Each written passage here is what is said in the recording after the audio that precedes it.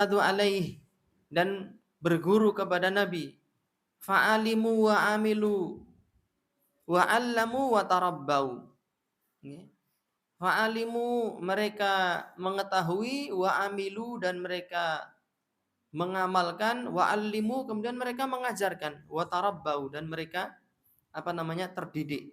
Fakanu wa tabi'uhum, maka generasi sahabat ini, wa tabi'uhum, dan generasi setelahnya yang mengikuti mereka, wa taba'uhum, dan generasi setelahnya juga yang mengikuti mereka, bihaq, dengan kebenaran, khairu ummatin ukhrijat linnas, menjadi sebaik-baik umat yang pernah keluar di tengah-tengah manusia. Kama syahidalahum bidzalikal Qur'an, sebagaimana telah dipersaksikan oleh Al-Qur'an sendiri. Apa kata Al-Qur'an kepada para sahabat? Kuntum khaira ummatin ukhrijat linnas. Hai para sahabat, kalian adalah sebaik-baik umat yang pernah keluar di tengah-tengah manusia. Jadi para sahabat itu sebaik-baik manusia.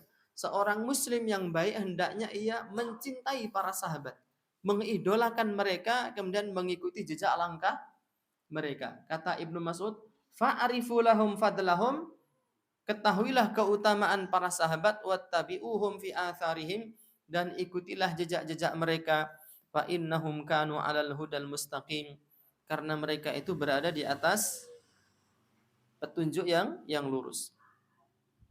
Thumma, kemudian di halaman berikutnya, khalafa min ba'dihim khulufun, datang setelah mereka satu generasi, ghayyaru wa baddalu, generasi setelah 3 kurun ini, setelah generasi sahabat, tabi'in, atba'ut tabi'in, ghayyaru wa baddalu, mereka merubah, wa atharu dunya 'alal akhirati, dan mereka lebih mengutamakan dunia daripada akhirat. Banyak kan di tengah masyarakat kita, kita tahu ini haram, kita tahu ini dilarang, tetapi kita tetap nekat. Kenapa? Karena kita lebih mementingkan urusan dunia. Jual beli itu setelah adzan dikumandangkan haram hukumnya. Toko-toko itu harus tutup itu. Ya. Tapi kan banyak orang lebih mementingkan urusan dunianya. Begitu. Tokonya tetap buka. Gitu. Dan saya juga pernah kayak gitu itu. Coba bayangkan, sudah adzan itu saya masih jualan di lapangan masjid itu. Ya. Begitu khutbah mulai baru lari ke masjid. Selesai sholat langsung lari lagi ke lapangan, jualan lagi. Itu selama 2 bulan. Setelah itu tobat saya. Na'udzubillah min dzalik. Ya, yang jualan hendaknya bertaubat kepada Allah Subhanahu wa ta'ala. Ini generasi yang lebih mengutamakan dunia dari akhirat, wa ta'allaqu bizinati dunya wa syahwatiha. Hati mereka itu senantiasa tergantung dengan hiasan dunia dan syahwat terhadap dunia. Orang mungkin mlebu swarga yen isih mendem legine donya, kata simbah-simbah dulu. Masih mabuk dengan manisnya dunia. Manusia itu tergantung hatinya terhadap hiasan dunia dan syahwat terhadap dunia. Coba pagi hari ini apa kira-kira ambisi terbesar yang ada di hati kita? Cita-cita yang belum kita raih apa? Rata-rata itu berkaitan dengan dunia. Saya pengen punya rumah sendiri. Kalau ngontrak itu kan, saya itu cita-cita saya ada teman saya bilang gini. Kalau untuk urusan dunia itu saya sederhana saja ke Ustadz. Apa itu? Saya pengen punya rumah sendiri meskipun tidak bagus. Kan sekarang ini saya kan ngontrak.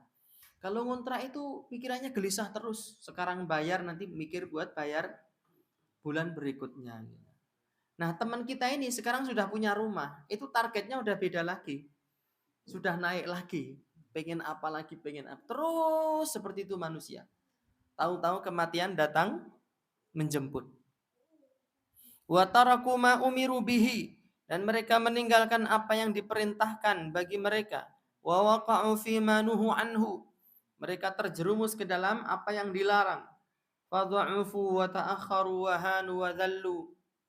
Fadha'ufu, sehingga manusia ini menjadi lemah, wa ta'akharu terbelakang, wa hanu terhina, wa dhallu terperosok, wa takhallallahu anhum, sehingga Allah Subhanahu wa taala pun meninggalkan mereka. Allah tidak mau ngurusi mereka, Allah tidak mau menolong mereka, ya. Fasallata alaihim a'da'ahum. Kemudian Allah membuat musuh-musuh umat Islam itu menguasai umat Islam. Ya. Musuh-musuh umat Islam, Allah Ta'ala membuat orang-orang kafir itu memperbudak umat Islam.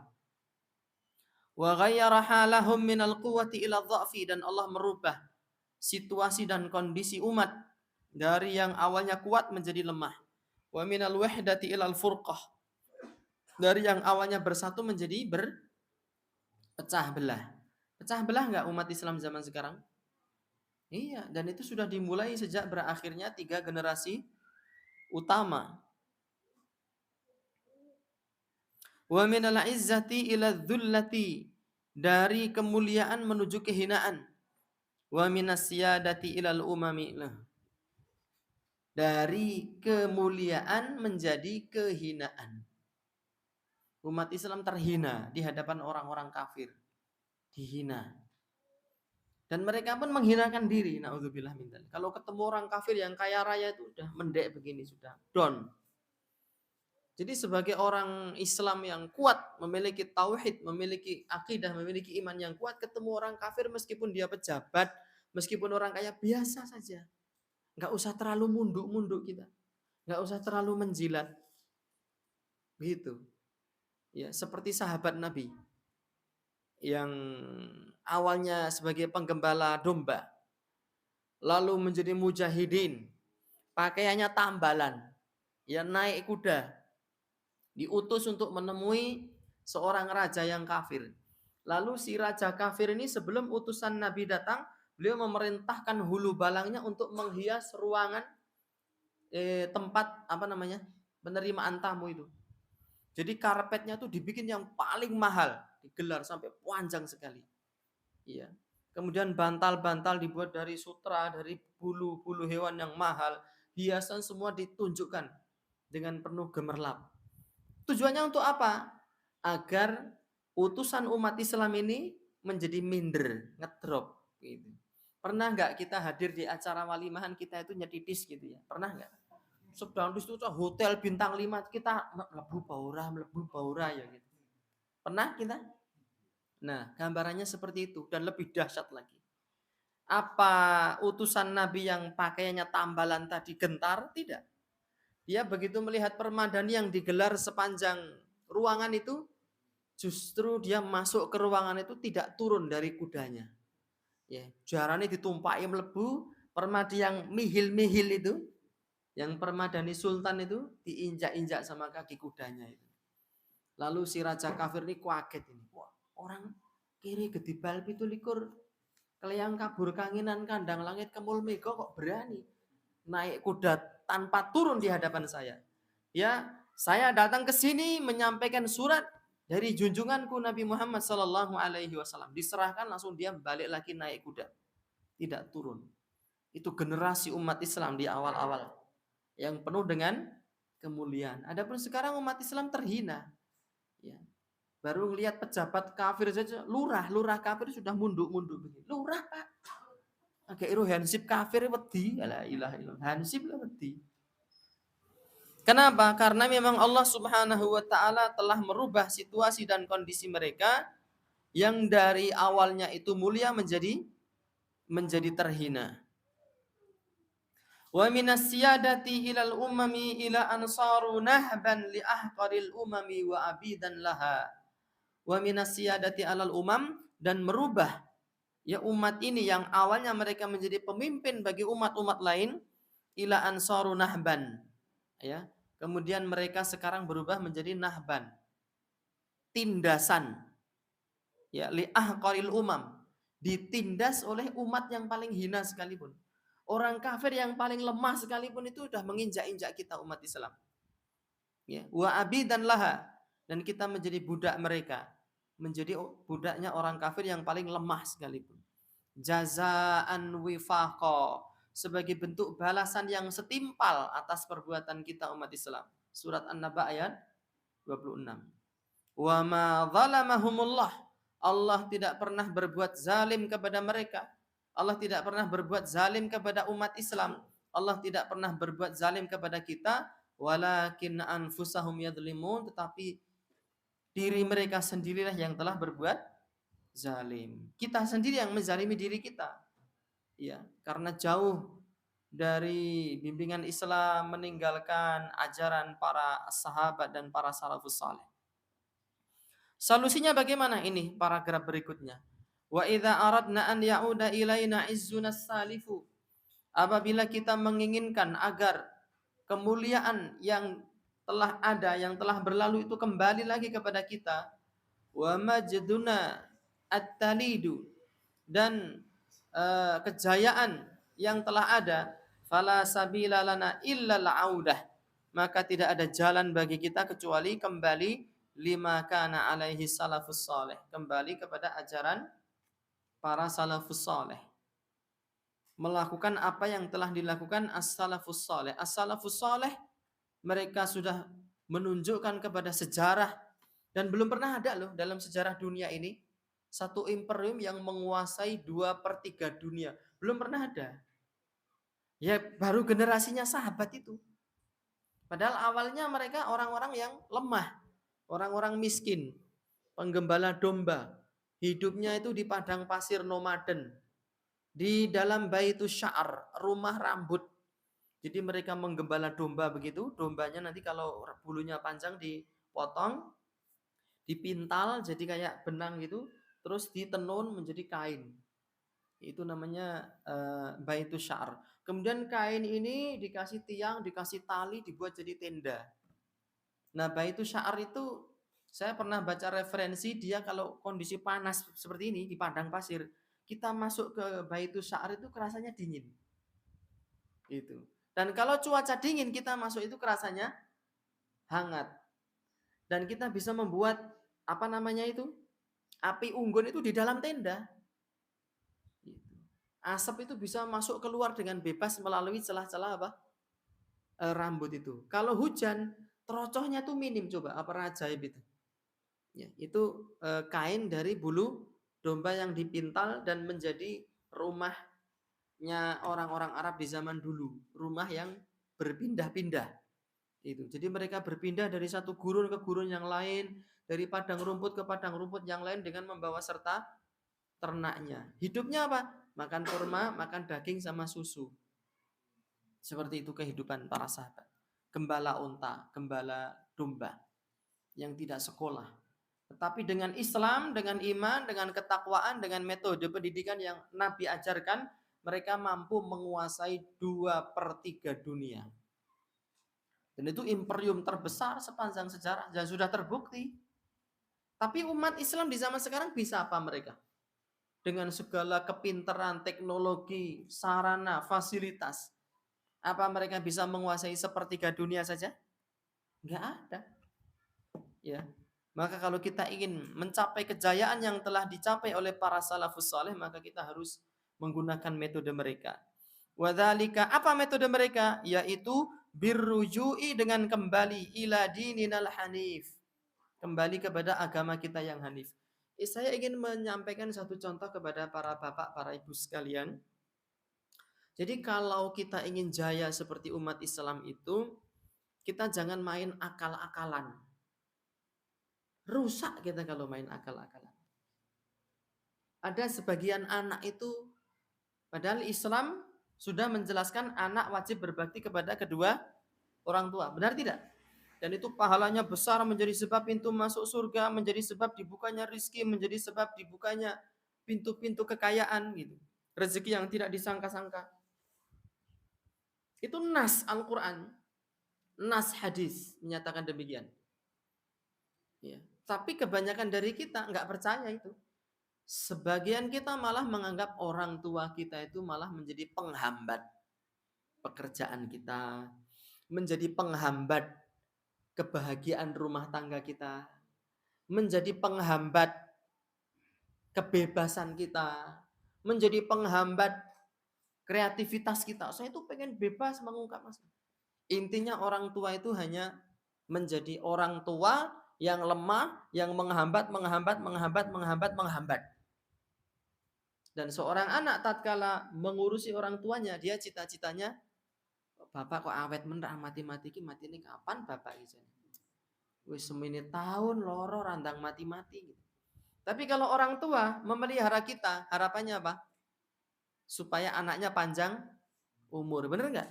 Kita antum ngopeni anak antum atau kok anakku orang mati-mati ya kok apa ada yang ngomong kayak gitu? Itu wong-wong kalau ada yang ngomong. Tapi kalau anak ngopeni wong tua yang sudah tua, itu banyak itu yang kepikiran seperti itu. Oh, si mbok orang mati-mati suwe mending ngopo iki jane iki. Saat ada datang seseorang ke rumah saya, "Pak, enten apa? Niki kula ajeng nyuwun tulung. Tulung napa? Mbah kula niku pun tua banget mboten mati-mati niku, Pak." Mbah, lah kowe mbahmu kepengin mati kok goleki aku ah. Apa aku tak kon jiret mbahmu aku. Naudzubillah min dzalik. Bener apa enggak itu? Ya, sebagian dari kita menganggap orang tua kita itu penghambat. Kenapa? Karena susah diatur, karena ini, karena itu, ngeyel dan seterusnya. Ya itulah harga dari sebuah surga, itulah harga dari sebuah kebahagiaan. Coba kalau kita mau sedikit saja menderita, dan penderitaan itu sedikit sekali dibandingkan kejayaan akan Allah berikan. Ya, nurut sama orang tua, dibentak wis meneng wae. Apa keinginan orang tua dia penuhi, insya Allah rezeki itu akan datang dari arah yang tidak disangka-sangka. Tapi kebanyakan orang berpikir kayak tadi itu. Dia lebih suka membentak orang tuanya. Wis gek entang meneng, wong tua kandhani ngeyel dipremake ra gelem. Wong tua capopo kuwi. Biasanya seperti itu. Nah, ketika seperti itu, perhatikan bahwa kedurhakaan itu tidak akan melahirkan kecuali kesengsaraan di dunia. Dan kalau kita sengsara, yang ikut sengsara bukan hanya kita, anak dan istri kita itu akan ikut menanggung kesengsaraan ini. Yang kedua, akhir hayat kita itu akan su'ul khatimah. Na'udzubillah min dzalik. Ya, jadi orang-orang ketimplak-timplak sengsara itu rata-rata itu orang-orang yang durhaka kepada orang tua. Yang ketiga, azab neraka sedang menunggu kita. Na'udzubillah min dzalik. Karena tidak sabar. Saya tahu disengeni wong tua iki atine loro, ya. Dan seterusnya dan seterusnya. Demikian juga ini, kita kembali kepada akidah, mengamalkan ajaran Islam, menjauhi larangannya, itu memang berat. Tapi penderitaannya itu sedikit dibandingkan apa? Efek baiknya. Ya ke depan. Dan kalau kita berbakti kepada orang tua, penderitaannya sedikit. Kalau kita akan diubah menjadi orang yang mulia, anak istri kita pun juga akan ikut merasakan kecipratan apa? Kemuliaannya. Maka jangan sampai ada lagi seorang wanita, seorang istri cemburu kepada suaminya gara-gara suami berbakti kepada ibunya. Karena kalau suami ini berbakti kepada ibunya, suami ini akan menjadi orang yang mulia di dunia dan di akhirat. Si istri ini pun juga akan ikut merasakan kemuliaan tersebut. Jadi sumber atau jalan keluar agar kita terhindar dari kehinaan tadi, kembali kepada agama kita yang lurus. Fanatafaqahuhu fihi. Kemudian kita mempelajari agama kita dengan serius. Wa na'malu bihi, dan mengamalkannya. Wa natamassaku bi ahdabihi, dan kita berpegang teguh dengan prinsip-prinsipnya. Wa nu'allimuhu abna'ana, dan kita mengajarkannya kepada anak-anak kita. Wa naj'aluhu nibras hayatina, dan menjadikannya sebagai sebuah gaya hidup. Wa minhaja sulukina, dan metode di dalam perjalanan kita ya beribadah kepada Allah Subhanahu wa taala. Wa sadaqallahul qailu. Maha benar Allah Subhanahu wa taala yang berfirman, "Innallaha la yughayyiru ma biqaumin hatta yughayyiru ma bi anfusihim." Allah tidak akan merubah nasib satu kaum sampai mereka merubah apa yang ada pada diri mereka. Ini ayat ini difahami teman-teman sekalian dengan pemahaman yang dengan sudut pandang duniawiyah saja. Ada orang pengen kaya itu, harus berani mengambil modal besar supaya dapat untung besar. Orang tua itu aja dirungok, oke. Saya punya teman saya punya sahabat. Sahabatnya teman saya ini punya sapi yang besar. Zaman dulu itu harganya 7 juta zaman dulu. Kalau sekarang mungkin 17 juta atau 27 juta. Dulu ini jadul. 7 juta atau 9 juta. Lalu sahabatnya teman saya ini Dia ingin menjual sapinya untuk dibelikan burung, Mbak. Karena dia hobi burung. Ibunya melarang, sapi ini jangan dijual. Anaknya ini, kalau saya hanya piara sapi, keuntungannya paling berapa? 5 juta, 7 juta, itu pun nunggu setahun, 2 tahun. Tapi kalau saya piara burung, saya latih setiap hari, ya, nanti dia juara, hadiahnya bisa ratusan juta. Akhirnya satu sapi ini nekat dia jual untuk beli burung. Harapannya supaya kaya. Dengan teori dunia yang dia pegang. Tapi dia tidak memperhatikan teori akhirat. Untuk menjadi kaya apa? Berbakti kepada orang tua. Justru dia menganggap orang tua sebagai penghambat kreativitas ekonomi yang ingin dia praktekkan. Nah, ini ibunya, ini sahabat teman saya, ini teman saya. Dia beli burung. Dibawa ke rumah, pulang ke rumah. Setelah sapinya dijual, dibelikan burung. Teman saya ini punya teman yang lain lagi, yang keempat ini. Ini diajak main ke sini. Nah, teman yang ini nih, dia ahli burung. Begitu ngelihat burungnya si sahabat ini, dia tahu. Tapi dia nggak ngomong pas di situ. Ketika pulang ngomong sama teman saya ini. Manuk kayak mau, manuk loro. Dia bisa bertahan seminggu aja wis bejo katanya. Lalu nggak sampai 1 minggu, 3 hari aja burung itu mati. Sapi ini hilang, manuke hilang. Lalu ibunya mikir si sapi ini gerantes, tahu gerantes, nelongso hati ini, sampai sakit ibunya, mati ibunya. Jadi dia pengen kaya malah kehilangan sapi, kehilangan manuk, kehilangan simboknya. Na'udzubillahi min dzalik gitu.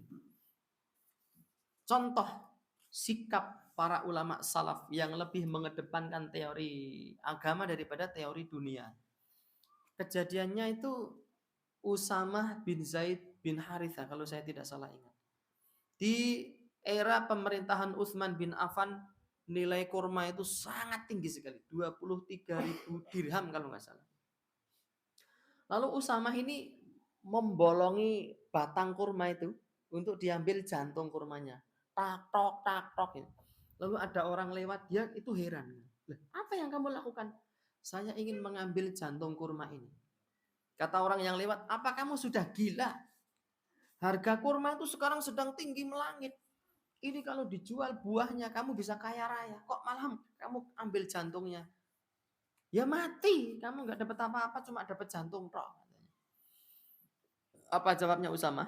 Siapa yang tahu? Ada yang pernah baca riwayat ini? Antum? Itu kan untuk ibunya. Ya. Andaikan ibuku meminta yang lebih besar daripada ini, ya. Bisa mujadnya, aku akan mujad. Ya, seperti itu. Itu teori akhirat namanya. Teori agama. Kenapa kamu pengen ngambil jantung? Karena ibuku menginginkan jantung kurma. Jangankan jantung kurma, seandainya ibuku menginginkan sesuatu yang lain yang lebih besar, selama aku mampu melakukannya, akan aku lakukan. Nggak peduli dengan harga kurma yang tinggi. Lah nek liyane dia akan berpikir, si mbok ya hanya menjadi penghambat ekonomi keumatan katanya. Si mbok itu hanya menghambat kreativitas pikiran saya. Si mbok hanya menjadi penghambat bagi tujuan saya untuk menjadi orang kaya. Tapi kalau dia nekat dengan pikiran ini, kecelakaan di dunia dan kecelakaan di akhirat. Contoh kasus dalam masalah ini teramat sangat banyak sekali. Wa hadza la yatahaqqaqu illa bi an na'tamida al-manhaj al-Qur'ana wan nabawiyya fil ilmi wat ta'allumi wat ta'lim. Wa hadza, dan hal ini la yatahaqqaqu, tidak akan bisa diwujudkan. Kembali kepada agama yang lurus itu tidak akan bisa diwujudkan. Illa, kecuali bi an na'tamidal manhajal Qur'ana, kecuali jika kita bersandar terhadap metode Al-Qur'an, wan nabawiyah, dan metode Nabi, fil ilmi, di dalam belajar, di dalam ilmu, wa ta'allumi, dan di dalam belajar, wa ta'limi, dan di dalam mengajar. Jadi intinya metode pendidikan kita itu harus selaras, sejalan dengan metode Al-Qur'an dan metodenya Nabi sallallahu alaihi wasallam. Alladzi amila bihi salafuna salihu, model pendidikan dan pengajaran yang telah diamalkan oleh para salafus saleh. Fanatabannahu wa nutabbiquhu, kita membangun pondasi dengan metode itu dan kita mempraktekannya. Wa bayanu hadzal manhaju la yattasi'u lahul maqam. Penjelasan tentang metode salafus saleh ini tidak mungkin ya bisa dijelaskan saat ini. Fa aktafi amalan bil hikmatil qailah. Maka aku mencukupkan diri untuk mengamalkan satu hikmah yang diucapkan ma la yudraku kulluhu la yutraku julluhu. Sesuatu yang tidak bisa dilakukan secara total bukan berarti meninggalkannya secara total. Saya nggak bisa sholat dengan berdiri, serasa sholat sisan, bukan begitu. Menjelaskan metode pendidikan as-salafus saleh nggak bisa dalam waktu singkat ini. Ya, demikian pula mengkhatamkan risalah ini dalam waktu 1 jam nggak bisa. Harus gandeng rasa wis rasa maca saja gek do mulih wis sing penting seneke digawa apa begitu. Nek ngono ya ora apa-apa, aku ya manut gitu. Tapi kan nggak begitu. Benar nggak? Jadi yang tidak bisa kita lakukan secara keseluruhan bukan berarti ditinggalkan secara keseluruhan. Wal isyaratu ila ahammi ma'alimihi wahiyya, sedangkan isyarat terhadap pondasi-pondasi penting dari model pendidikan salaf adalah sebagai berikut. Awalan yang pertama, ja'lu masdari ilmina wa marja'ahu wa marja'ihi wa asasihi kitabullahi ta'ala wa sunnati rasulihi sallallahu alaihi wasallam. Ja'lu masdari ilmina, kita menjadikan sumber ilmu kita, wa marja'ihi, dan juga rujukan kita, wa asasihi, dan asas dari pendidikan kita, kitabullahi wa sunnati rasulihi wa sunnatu rasulihi sallallahu alaihi wasallam. Terambil dari Al-Quran dan sunnah Rasulnya sallallahu alaihi wasallam. Islam itu isinya adalah perintah, larangan, motivasi, dan ancaman. Itu Islam isinya kayak gitu. Barang siapa beramal, dia akan dapat surga, bermaksiat dapat neraka. Lakukanlah sholat, lakukanlah kurban. Jangan lakukan zina, jangan dekati zina, jangan minum khamr, kan begitu. Nah, metode pendidikan modern di zaman sekarang itu sudah banyak dipengaruhi oleh orang-orang liberal, orang-orang sekuler, dan itu merasuk ke dalam pendidikan Islam di era sekarang yang dijalankan oleh umat Islam. Mereka menganut prinsip dalam dunia pendidikan nggak boleh ada perintah, tidak boleh ada larangan, dan tidak boleh ada ancaman, tidak boleh ada hukuman. Begitu. Anak mau berlaku kayak apa, jangan dilarang. Sudah. Itu kreativitas dia. Tuh minta raket wis berani kotor itu baik. Kotor itu kan macam-macam ya, kotor ya, ngapusi ya, nyolong ya. Ada anak yang menyimpang fitrahnya, biarkan, itu kreativitas dia, itu panggilan hati dia. Itu orang-orang liberal, cirinya seperti itu. Ada tetangga saya ngajar di TKIT. Saya baru pertama kali datang ke sini, jadi saya tidak tahu situasi kondisi di sini. Tetangga saya ngajar di TKIT, ada satu murid TK itu gerawut, mencakar wajah temennya, digerawut sampai berdarah gitu. Ini tetangga saya spontan sebagai guru berteriak, kamu nggak boleh nakal sama temennya. Kepala sekolahnya itu membentak guru ini, tetangga saya ini. Di sini nggak ada yang nakal. Gitu. Di sini semuanya baik, di sini semuanya soleh. Di sekolah ini tidak boleh ada bentakan, tidak boleh ada larangan, katanya. Seperti itu. Kenapa? Karena kalau dilarang seperti itu, psikologisnya anak itu menjadi terguncang dan terganggu. Sudah selesai kasus itu? Tetangga saya ini pulang lalu psikologisnya terganggu dan terguncang. Setelah itu dia keluar dari TK itu. Itu kan namanya kontradiksi toh. Dia melarang orang membentak, tapi dia membentak juga. Sedangkan Islam itu isinya perintah dan larangan. Cuman kita akan belajar bagaimana cara Nabi melarang. Nabi itu melarang mesti disebabkan apa larangannya.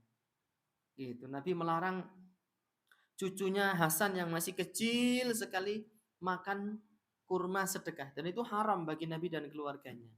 Kata Nabi, irmi biha ala ta'lamu inna la na'kulu sadaqata.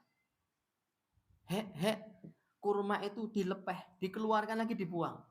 Apakah kamu tidak tahu bahwa keluarga kita dilarang oleh Allah dari memakan harta sedekah? Lihat, Nabi memberi menunjukkan bahwa itu perkara yang tidak baik. dengan mengatakan kalimatu zajrin tuqalu lis-sabiyyi li'ib'adihi 'anil mustaqdharat.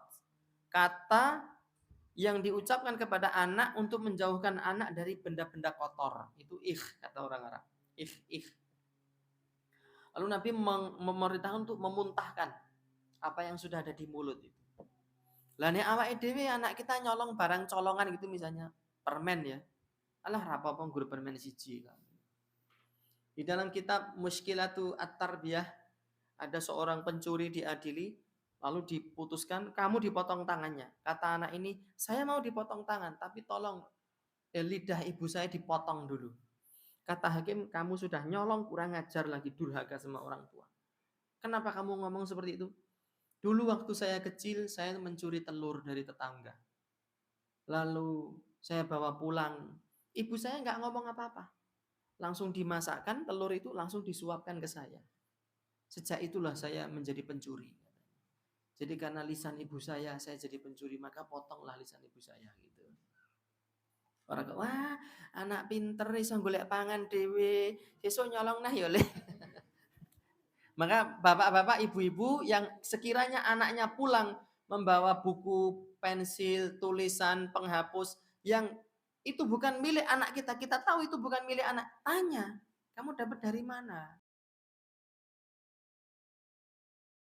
Koruptor kelas kakap itu bermula dari mengambil benda-benda yang kecil. Keriwian dari gerojokan. Itu Nabi. Hatta hanya kurma secuil yang sudah masuk, lepeh, kata Nabi.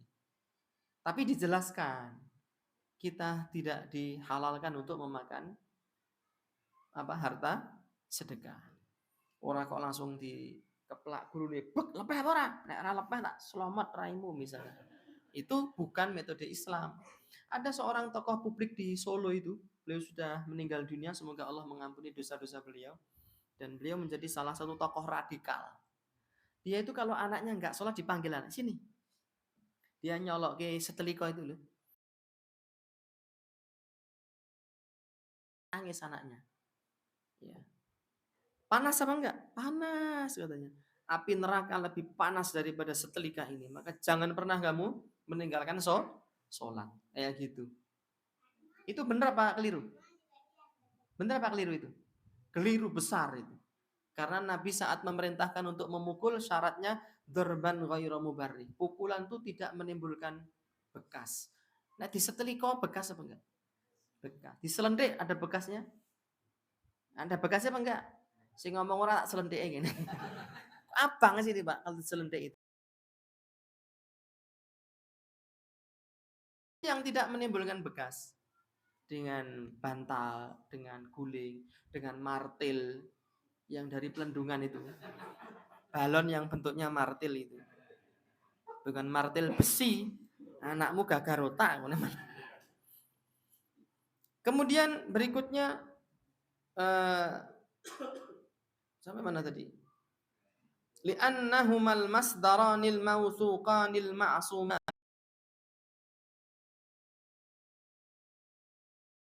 Tidak pernah ada salahnya Al-Quran Sunnah itu. Tidak pernah ada salahnya. Kalau ada orang memukul anaknya, kok malah jadi rusak, itu karena cara memukulnya tidak sesuai dengan Al-Quran dan Sunnah. Dia hanya mengambil, pokoknya digebuk. Terus jikuk linggis.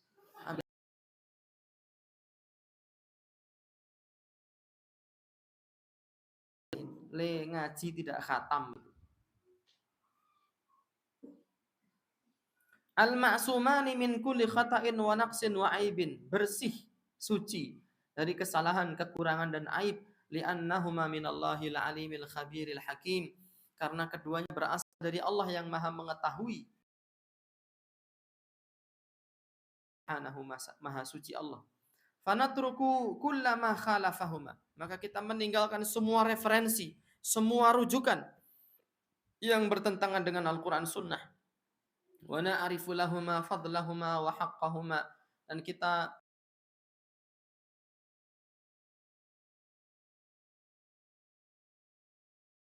terusuha. Kita memiliki kepedulian terhadap Al-Quran Sunnah dan mempelajarinya. Wa nastakhriju minhuma aghlal kunuzi wa athmanal fawaidi. dan kita mengeluarkan dari Al-Quran dan Sunnah aghlal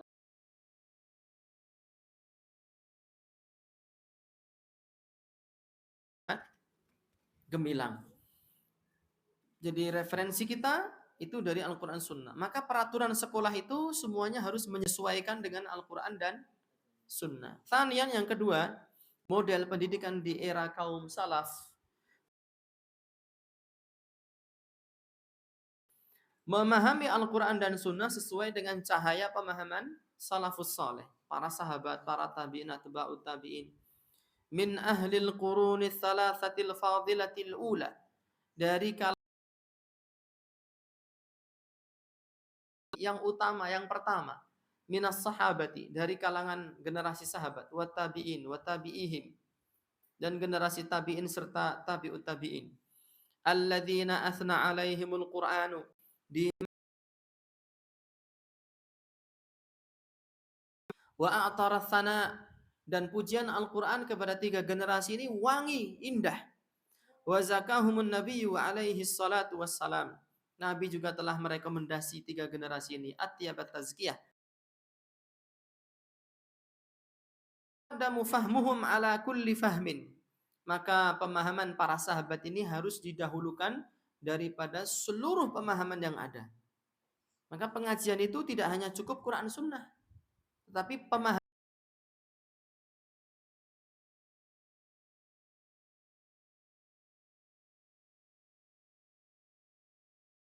dipahami sendiri.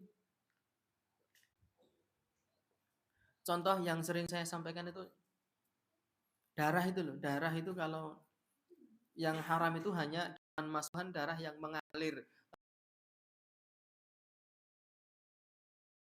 Sudah jadi saren kan sudah tidak mengalir. Itu halalan thayyiban mubarakan fih. Kama yuhibbu rabbuna wa yardah, katanya. Itu pemahaman keliru. Jadi dia memahami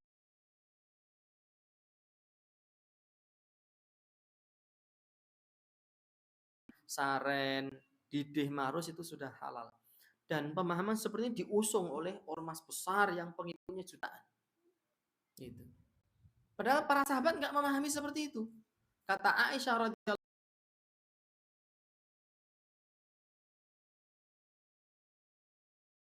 anha, masfuhan itu darah yang mengalir, al-kharij ba'da tadhkiyah, yang keluar setelah disembelih.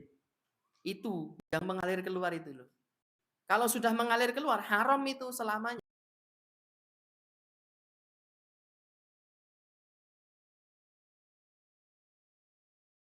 Restoran mahal itu ada sosis darah, ada apa itu, sentrat darah, ada tahu Arab. Padahal sing makan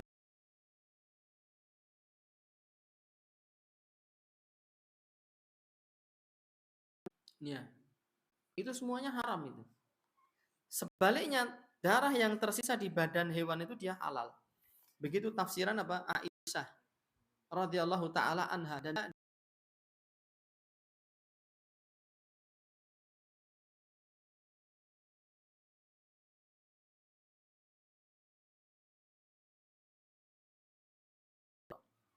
dipahami sendiri tapi tidak cocok dengan pemahaman salafus soleh. Itu contoh dan masih banyak contoh yang lainnya. Contoh yang lainnya lagi. Mau nggak saya kasih contoh? Orang montan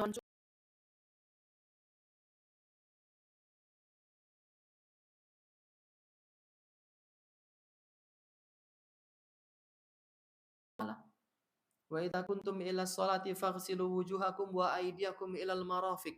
Jika kalian ingin sholat, cuci wajah kalian dan tangan kalian sampai siku. Jadi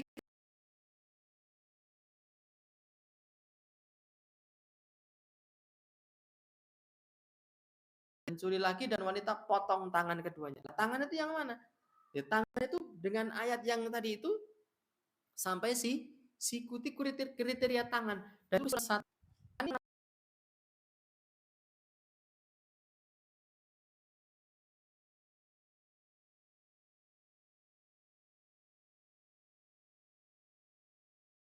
yang satu kasus potong tangan, yang satu kasus wudhu.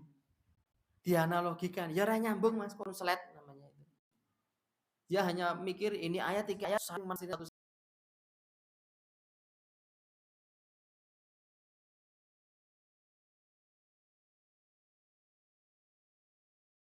Itu sampai mana? Al-Qur', pergelangan saja.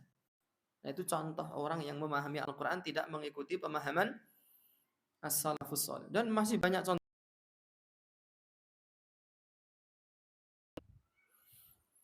Wa yaruddu ma khalafahu wa aradahu, dan menolak setiap hal yang menyelisihi pemahaman as-salafus shalih dan menentang lakukan, maka kita akan terjaga dari perselisihan wasyaqaq dan perpecahan bisa babi ta'wilil munharif yang disebabkan oleh penafsiran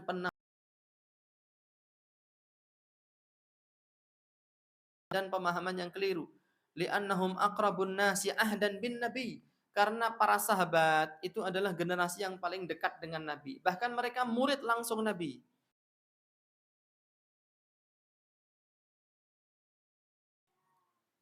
Dan mereka paling lurus jalannya, wa arsyaduhum tariqah, ya, paling baik tariqah mereka, wa afsahuhum lughata, dan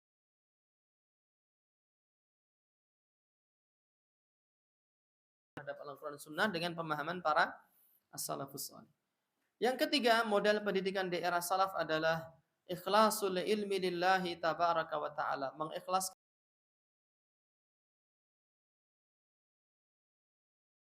jabatan dipandang tinggi oleh manusia, wa ja'alahu ghayata sa'yina wa nihayata qasdina,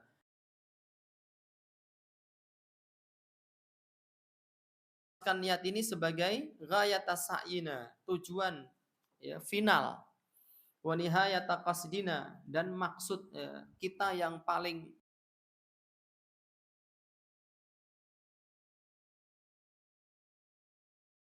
ta'ala.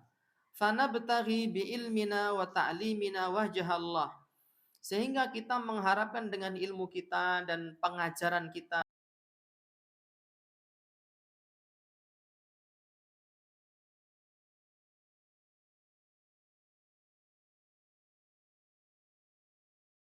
guru ustadz ustadzah di sekolah nggak digaji, enggak, karena hukumnya boleh apa tidak menerima gaji dari mengajar Al-Quran, hukumnya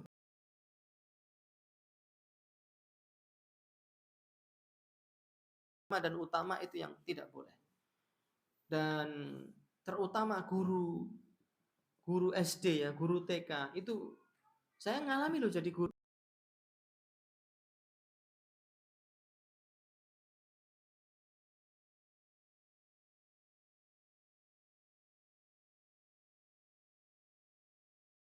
Ngomong begitu karena saya ngalami sendiri. Gaji saya 300.000, terakhir gaji saya 300.000. Awal masuk 150.000. Itu nenggo tuku bensin ora nyanda itu.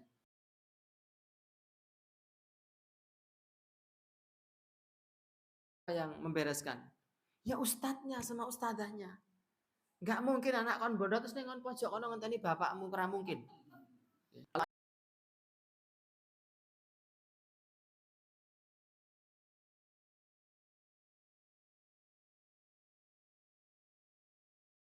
Tapi bersih, tinggal telepon orang tuanya. Ini anaknya buang air besar bondot, silakan datang ke sekolah bawa baju ganti.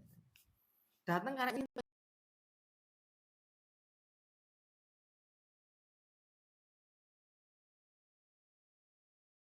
seperti itu. Jadi untuk guru-guru TK, guru-guru SD, belum lagi saya itu ngajar, aduh saya ngajar nggak nyaman karena satu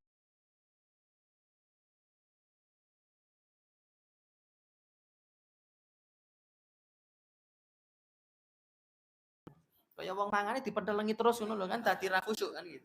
Bener apa enggak? Agar nyiduk dipelero ya rasito ya. Itu kita mengalami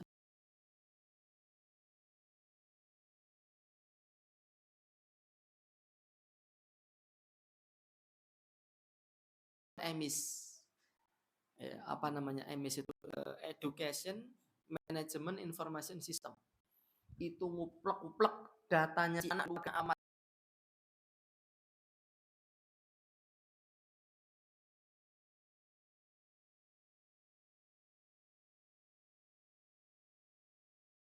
perubahan data dari yang offline menjadi online. Masa-masa perubahan itu kan masa-masa sulit ya. Itu sampai ada yang bablas mati itu. Ada kejadian. Dan saya operator emis juga. Jadi ngerasa kayak apa ruwetnya itu. Saya kan tipe orang, saya jualan kaos misalnya, lengan pendek, lengan panjang.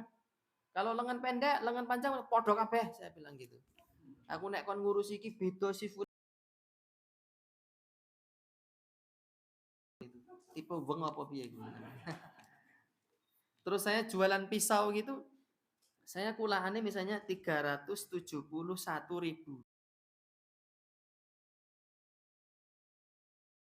Akan saya bulatkan angka-angka itu. Ben gampang le ngitung. 371.000. Itu nanti saya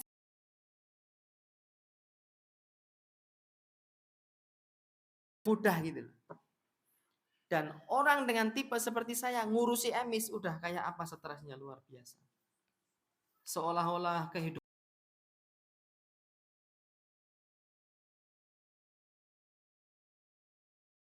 sekarang tinggal fokus ngurusi sapi aja ya.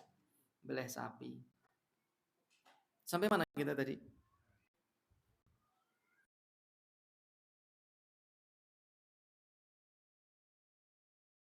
Ya, wa nu'atsiru biha daral akhirata, dan kita lebih mengutamakan kehidupan akhirat wa hina dzaka, ketika itulah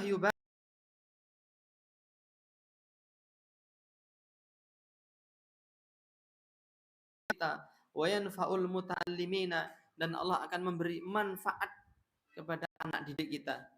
Wa yu'atsiru fihim, dan kita akan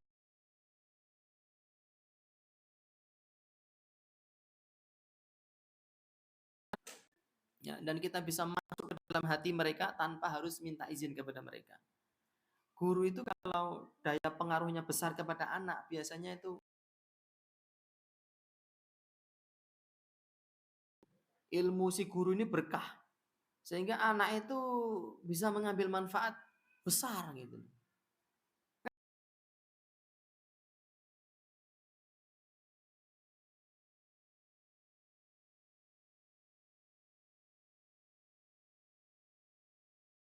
Pernah jadi guru pesantren dulu. Santri saya nakalnya luar biasa.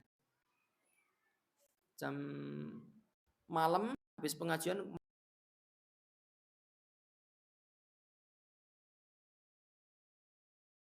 malam, semua gerbang kita tutup.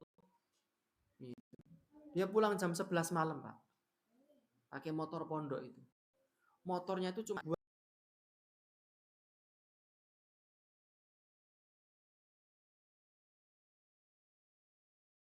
nonton konser.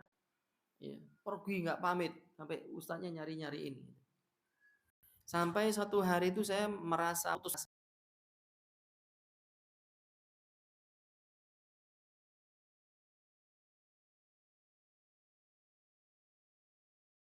Allah mentakdirkan kalian jadi preman, dan itu saya tidak suka kalau kalian jadi preman. Tapi seandainya takdir kalian jadi preman, ya, ingat-ingat ya.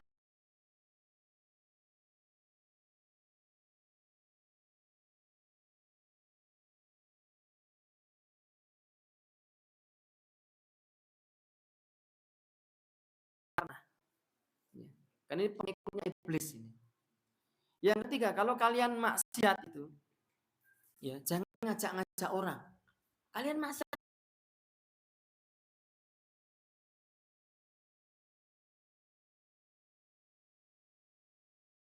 wanita dan anak-anak kecil.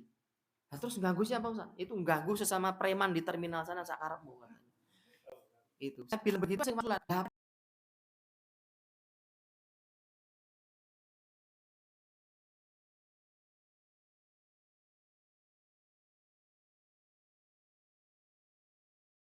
Al-bada'u bitarsikhil imani fin nufusi qabla ta'allumil ahkam. Al-bada'u memulai bitarsikhil iman.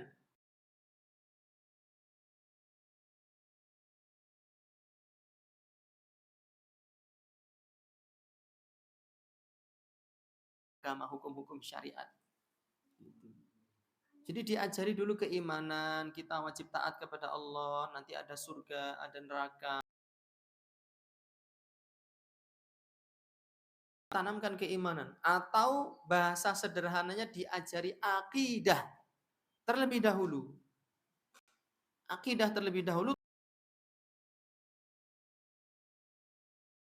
Nabi Rabbihim tabaraka wa ta'ala. Dengan cara apa? Mengenalkan anak didik dengan Rabb mereka tabaraka wa ta'ala.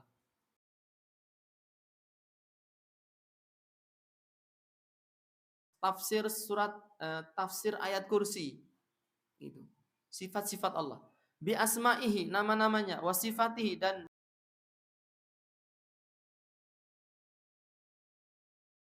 ijlalihi wa ta'zimihi, dan wajibnya memuliakan dan mengagungkan Allah Subhanahu wa taala. Kalau kita sudah mulai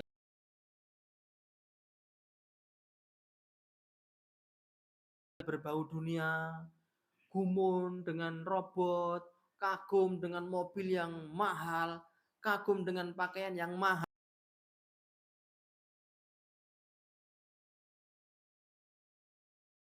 Subhanahu wa taala. Yang harus kita cintai itu adalah Nabi Shallallahu alaihi wasallam. Adapun dunia dia akan cepat hilang. Tidak akan kekal.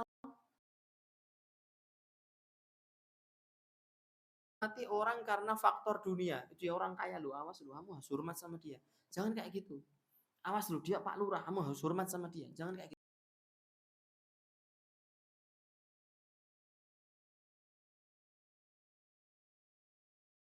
Ditunjukkan malam hari itu ada bulan. Bulan tuh besar sekali menerangi dunia. Bulan tuh indah sekali.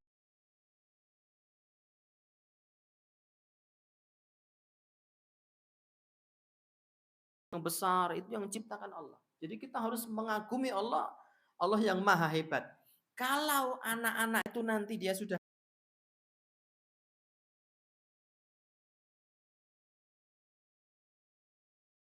baca hitam, wah kau tak kandaknya Allah loh. Wah itu sudah mulai agak berhasil lah. Berarti dia mau meyakini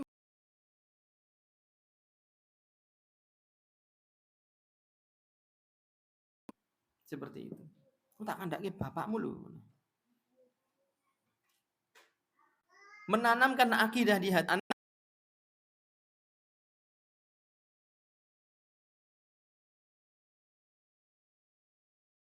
kepada Allah Subhanahu wa taala. Diceritakan tentang neraka. Jadi anak-anak ini saat kita tanamkan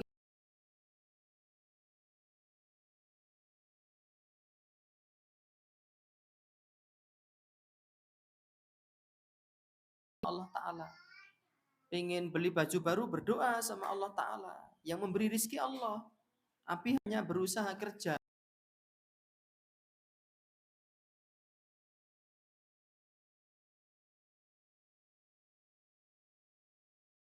Kesempurnaan Allah wa rahmatihi, welas asihnya Allah, wa mahabbatihi, dan cintanya Allah kepada makhluk, wa ilmihi,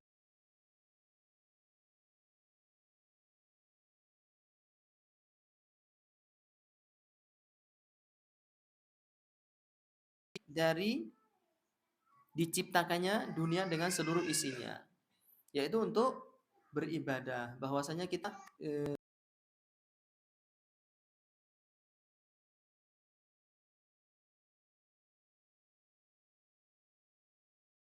gajinya gede, sebatas itu tok.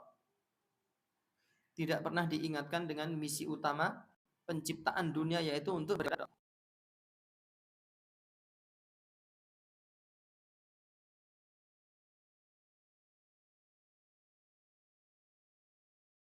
Kita tuh dibolak-balikkan dalam situasi dan kondisi yang berbeda-beda. Ada yang kaya, ada yang miskin, ada yang hitam, ada yang putih, ada yang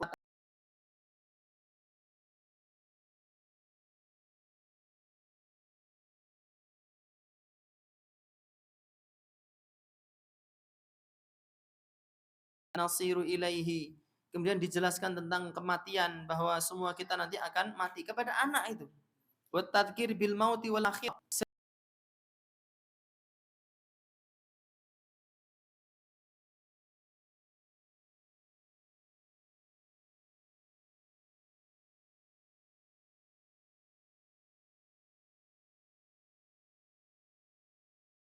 kita ini secara detail kecuali kalau kita mempelajari kitab-kitab akidah. Usulus Sunnah, kitab syarah Lum'atul I'tiqad. Syarah Lum'atul I'tiqad Syekh Utsaimin bagus sekali. Dan sudah ada terjemahnya.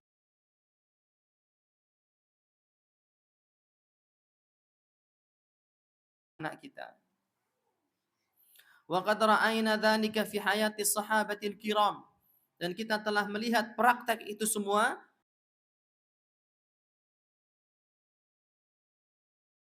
idza anzala alaihim ayyu hukmin yatalaqawnahu bil qabul.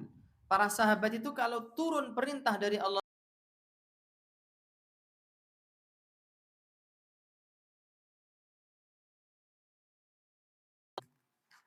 sehingga kita hendaknya introspeksi diri kita sebagai orang tua itu belajar agama mana porsi terbesar kita.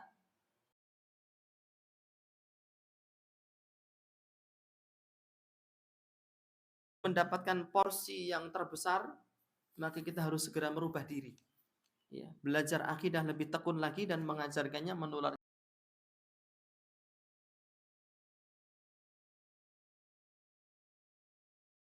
Tuna ila tatbiqihi. Mereka berlomba-lomba untuk segera mengamalkan, mempraktekkan perintah Allah. Wa tanfidhihi.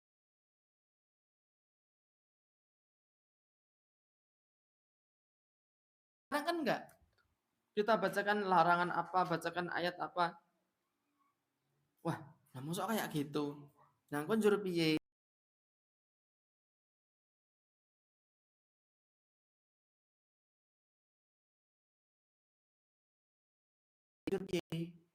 Duitnya enak gambarnya menungso katanya. Beli baju anak terus gimana kayak gitu. Tapi alasan-alasan ini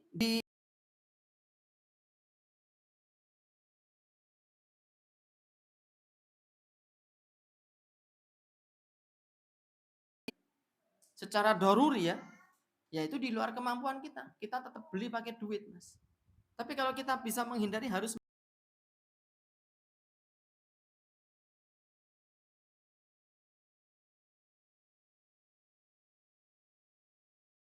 saja. Tapi orang mengatakan, lah kan duit ada gambarnya. Dia maksudnya mengutarakan duit itu untuk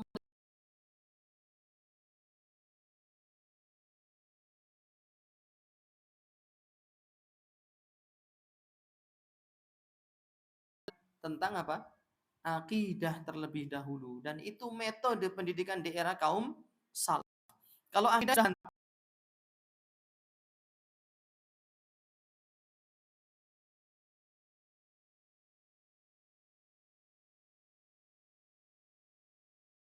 taksiruna min ta'allumil ayati wal ahadis. Maka dari itu para sahabat itu tidak banyak-banyak di dalam mempelajari ayat dan hadis.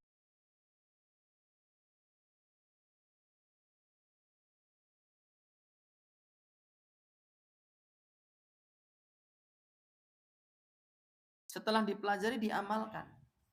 Contoh kita dapat informasi tentang sholat rawatib qobliyah dan ba'diyah. Diamalkan.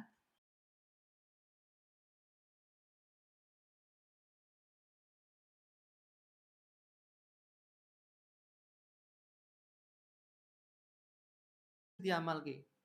Zong. Lebih baik baca satu halaman saja. Doa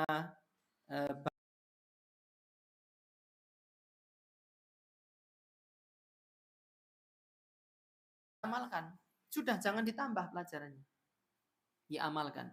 Alhamdulillahilladzi ahyana ba'dama matana wa ilaihin nusyur.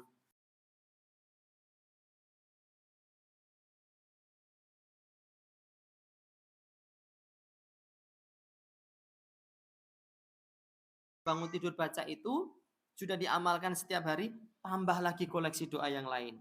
Keluar dari WC,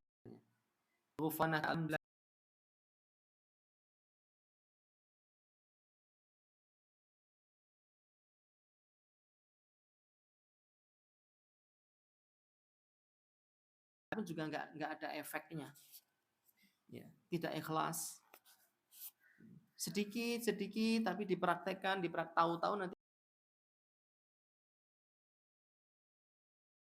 Dan hisnul muslim sudah benar-benar menjasat dalam jiwa dan raga kita.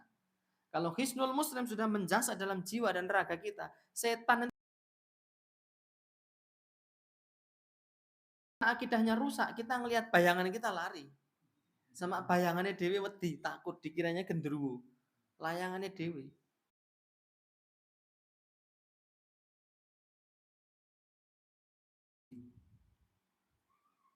Gitu. Jadi mereka tidak memperbanyak belajar tapi diamalkan sehingga para sahabat itu tidak banyak-banyak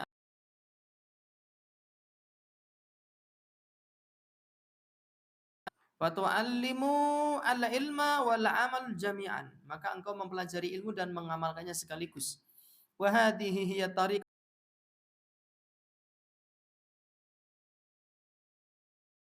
tarbiyati wa ta'limil jilil ulal mithali. Ini merupakan metode yang ditempuh oleh Al-Qur'an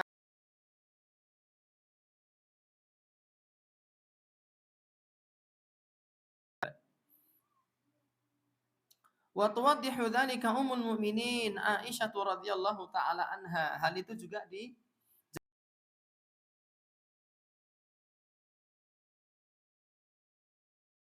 Allah taala anha, innama nazala awwalu ma nazala minal qur'ani suratun minal mufassal.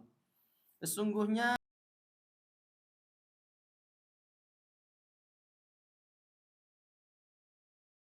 dzikrul jannati wan nar, di dalamnya ada penyebutan surga dan neraka. Hatta idza thaban nasu ila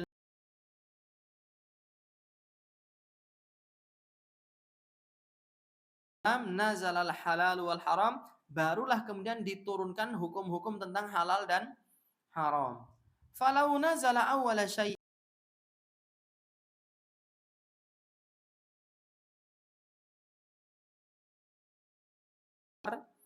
la tashrabul khamra. Niscaya kalian akan tetap minum khamr. Laqalu, dan mereka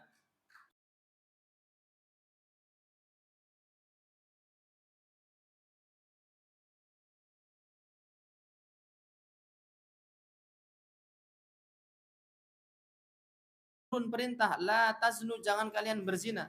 Laqalu, niscaya manusia akan mengatakan la nada'u zina abadan, kami tidak akan pernah meninggalkan.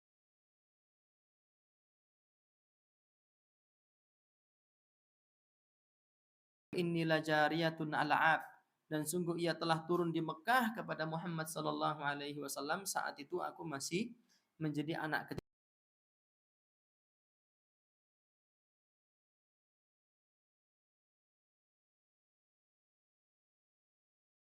Kiamat itu yang dijanjikan kepada mereka, dan kiamat itu lebih dahsyat dan lebih mengerikan. Wa ma nazalat suratul Baqarah wa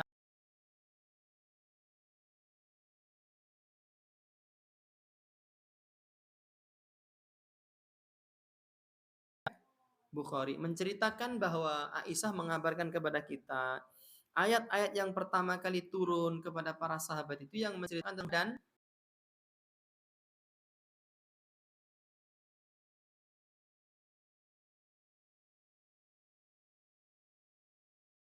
turun langsung serentak para sahabat menumpahkan khamr di seluruh jalan-jalan kota Madinah.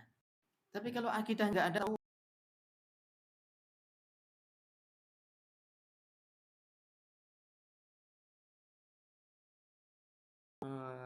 iwak kodok, raito, iwak kodok biasanya mangani kodok tuh, nanti rupamu ya kodok gitu.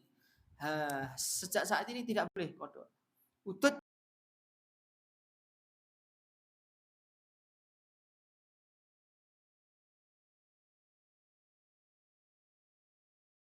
dia bisa lari menjadi murtad, masuk ke agamanya yang dulu. Kenapa? Akidahnya masih nol.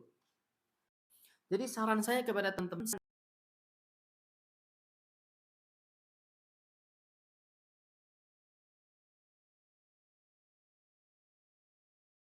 makna syarat rukun dari kalimat syahadat. Itu. Ditanamkan akidah sejak dari. Bukan hanya sekedar kon maca syahadat tok.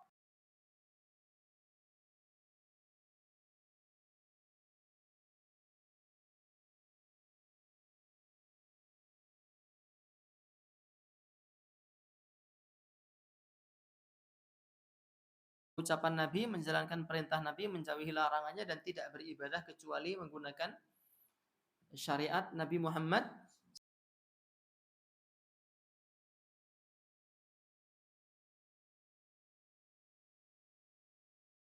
Para jamaah sekalian, ikhwani wa akhwati fillah, saya ingin tambahkan satu lagi biar kita dapat ganjil, karena Allah suka dengan yang ganjil. Khamisan, wahtiramuhu wa udduhu ibadatan yutaqarrubu biha ilallah. Para generasi salafus soleh itu sangat memuliakannya sebagai satu bentuk ibadah yang dengan ilmu tersebut kita mendekatkan diri kepada Allah Subhanahu wa taala. Jangan pernah menganggap ilmu agama ini sesuatu yang murah, sesuatu yang remeh. Kalau disuruh bayar agama kok diperdagangkan. Kalau digratiskan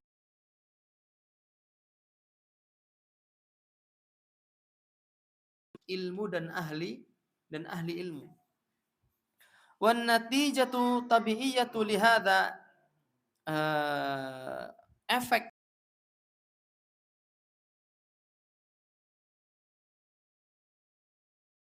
wal muallimina wahtiramuhum. Seseorang akan mengagungkan para ulama, mengagungkan para guru, para ustadz, para ustadzah, wahtiramuhum, dan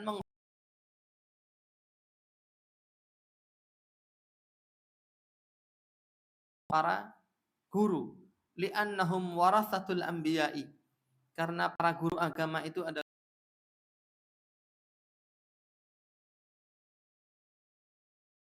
sebagaimana disabdakan Nabi Shallallahu Alaihi Wasallam, wa khafadhas sauta wa khafdhus,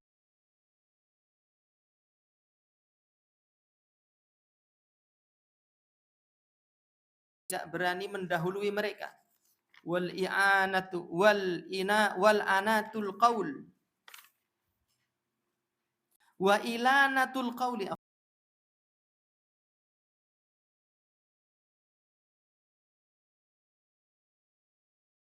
hadapan para guru, wa husnu mukhatabatihim, baik di dalam berdialog, ya, santun di dalam berbicara kepada para guru,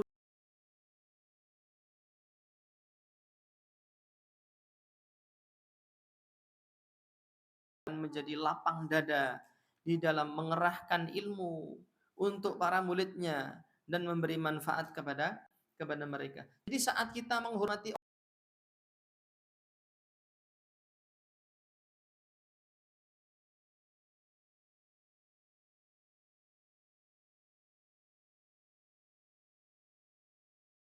Allah Subhanahu wa taala itu mengangkat derajatnya anjing yang punya ilmu. Anjing loh itu. Apalagi manusia yang punya ilmu Al-Quran dan Sunnah.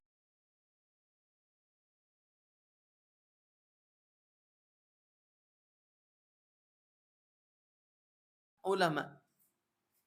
Mana buktinya kalau anjing diangkat derajatnya? Di dalam pembahasan fikih itu disebutkan kalau kita melepaskan anjing yang terlatih, al-kalbul mu'allam, dan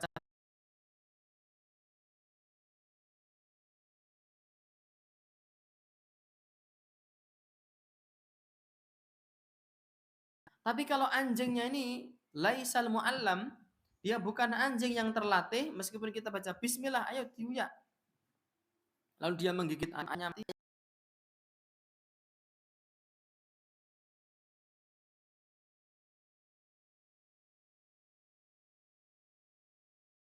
ini menunjukkan bahwa Allah Subhanahu wa taala menghormati anjing yang berilmu daripada anjing yang tidak berilmu. Apalagi manusia, bagi para ulama.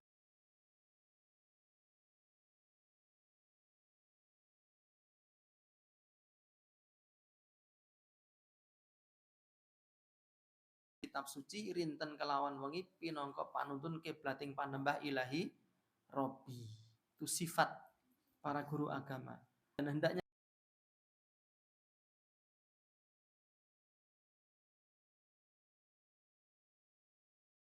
aku dadi ustaz ngunang ngono tok. Ustaz tak ngunang ngono tok piye ngarepe? Saya tuh pengennya anak saya jadi pengusaha, jadi orang yang kaya atau jadi pemain olahraga yang ya populer daripada ya wis nek jadi ustad ya wis lah ra apa-apa mbangane liyane. Lah, kurangnya penghormatan diri kita terhadap ilmu dan ahli ilmu. Itu adalah sepintas kilas ya, 5 poin yang bisa kita bacakan pada kesempatan tentunya saya mohon maaf tidak bisa menyelesaikan. Nanti bisa dibaca sendiri, itu di belakang sudah diterjemahkan oleh Pak Husain ya. Ada terjemahan. Pembacaan risalah ini kita mendapatkan manfaat dan ada perubahan positif dalam metode pendidikan kita di sekolah maupun di rumah.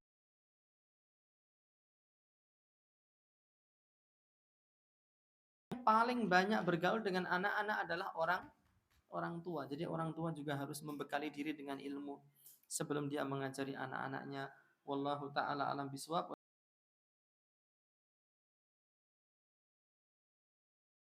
Alhamdulillahi rabbil alamin. Wassalamualaikum warahmatullahi wabarakatuh.